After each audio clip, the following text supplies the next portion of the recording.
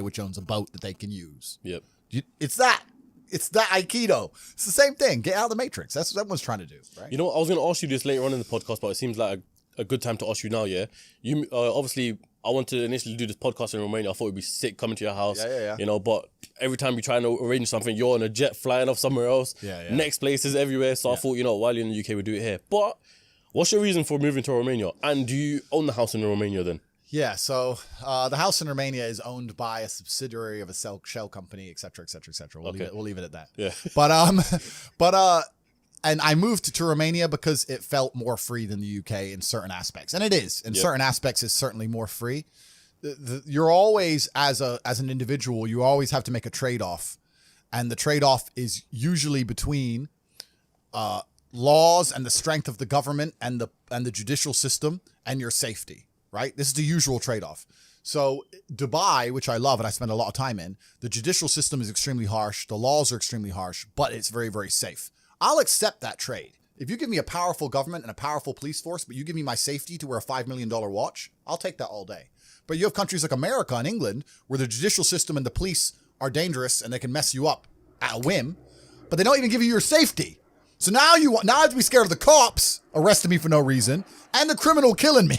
So they don't even give me a fair trade-off. So in my view, if I'm going to live in a country with a strong judicial system and a strong legal system, I want them to provide me my safety on the street and the safety of my family. And if they don't do that, I don't see why they're seen as so strong. There's countries in Africa and Southeast Asia, et cetera, where the judicial system's a joke. Then fine. The streets aren't safe.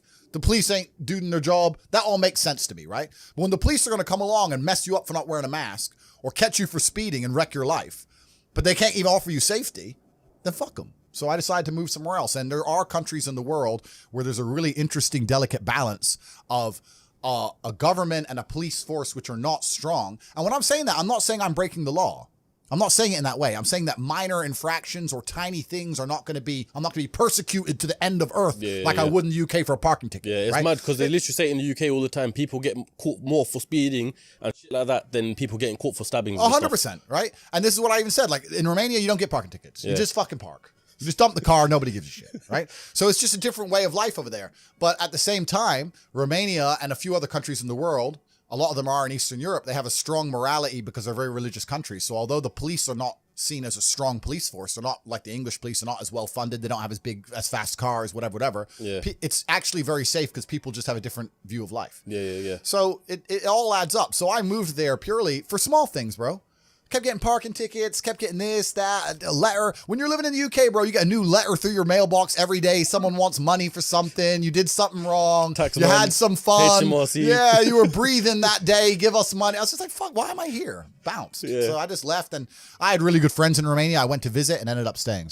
But why not Dubai? Because me personally, if I was to move anywhere, I'd probably go to Dubai. I understand. I completely understand that. That's a good choice. And because the only thing we've been, like, us boys, we've all here probably been caught speeding, especially my man here. Yeah. And that's the only thing. They don't really give a shit about speeding like that. They'll pull you over, say, why are you speeding, all that. But the second you commit a proper crime, you're fucked. Yeah. You know and I respect Dubai. I really like Dubai. And like I said, I even have no problems obeying every single tiny law down to speed if you're going to give me my safety. But if you cannot offer me my safety on the street, then I think that you've failed as a country and failed as a judicial system. And I don't see why I should have to comply with any of your rules. That's the basic understanding of it. So yeah, I love Dubai. I spend a lot of time there. And even though I live in Romania, I've only been there since the beginning of this year. I've been there less than 2 weeks. So I'm never home anyway. So for me, it's just a base. It's just somewhere to park the cars, right? So it is what it is. I'm always jumping around because once you have a jet, you can time travel. So you're time traveling all the time. So is the jet yours, or how does the whole jet lifestyle work? A shell company owns a subsidiary to a company which owns a jet, which I can borrow. I don't own anything. Hello, everyone on YouTube. I am broke. I'm a brokey. I don't own anything. You can't take nothing from me, HMRC. I don't have anything. I'm poor. I go to fucking O2 down there. They won't give me a phone contract. I ain't got nothing. I'm broke. I just get to borrow these Bugattis. I got really good friends. So, but yeah, like once you can fly on private planes, you can time travel. So that changes the entire scope of the world. Yeah. I'm interested to know, you flew from Austria to UK, right? Yeah. Recently. Yeah. How much does that private jet cost? I'm just interested in knowing jet costs. If you were to charter that jet, it depends. If you have your own plane, you just pay for the fuel. And then it depends if you want to... I have my own pilot, but if you had a pilot, you could hire a pilot and you'd hire an air hostess, catering, et cetera, et cetera. So let's say you owned the plane. In fuel, that might cost you around $8,000. If you were going to charter that plane, it'd probably cost 25, 30 grand. Bloody something hell. like that. That's mad. So about 30 grand for the flight. Quick question: is your pilot a male?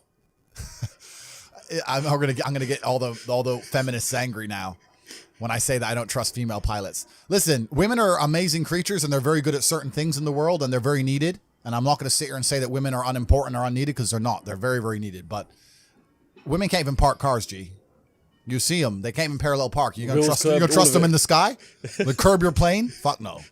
No, sir. Give me a man, please. Give me a man. Give me an old man who's in the military, done a lot of years. It's getting bumpy. I need to have confidence. Like I have some chick up there doing her lipstick. No, thank you. So, but yeah, jets changed the game. That's another thing because even before COVID, I never thought I'd buy a jet.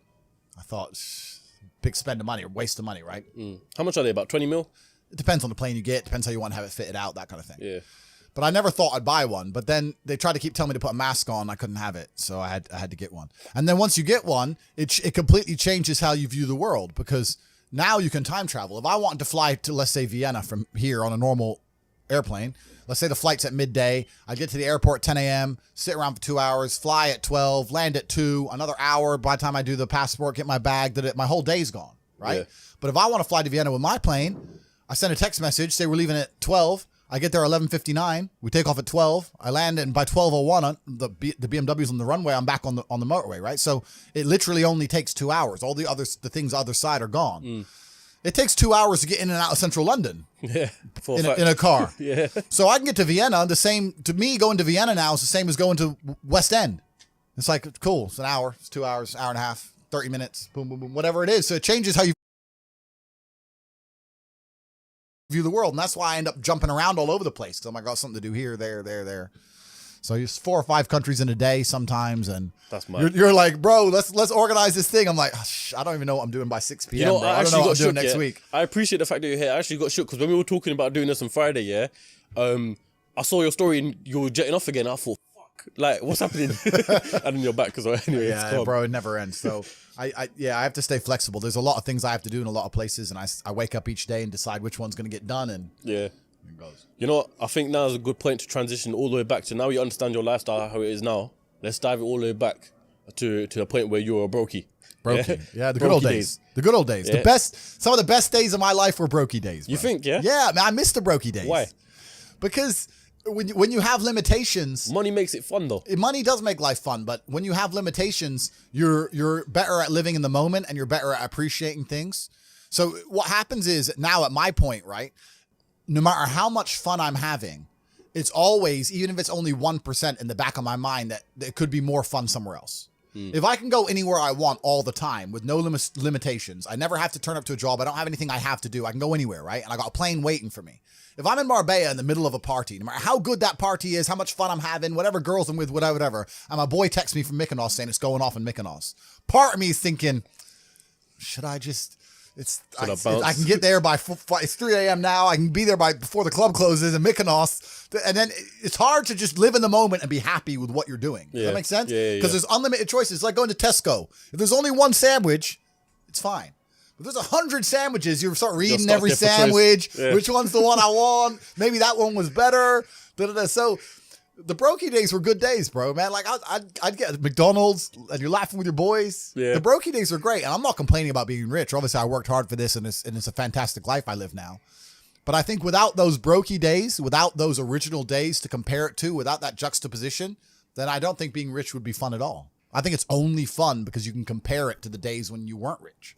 That's the only thing that makes it fun. The only thing that makes a $10,000 steak fun is that you can laugh saying how you never had 10 grand in your bank till you were 27 years old. Yeah. Like otherwise it's boring. Otherwise okay, steak. And I think if you're born with too much money, that you'll never truly be happy. I think you need the brokey days. They're the best days. Yeah, because some people are literally brought up rich, born into money, essentially. Yep. You know, if your dad's born, if you're born and your dad's got Ferraris, Lamborghinis and stuff like that, yep. You think that they're not really experiencing true fun, happiness sort of thing because they don't know the difference. It's not the destination, it's the journey. And humans, we all work in regards to, it's even the way the human body works, right? If you're driving at 200 miles an hour, you don't feel it. You only feel the acceleration getting to 200 miles an hour. Yeah. So if you're born at 200 miles an hour, it doesn't feel fast. It doesn't feel fun. My life feels fun now because of all the acceleration to get here, and I can remember the times when I was stuck by the side of the motorway without a car. Yeah. So I have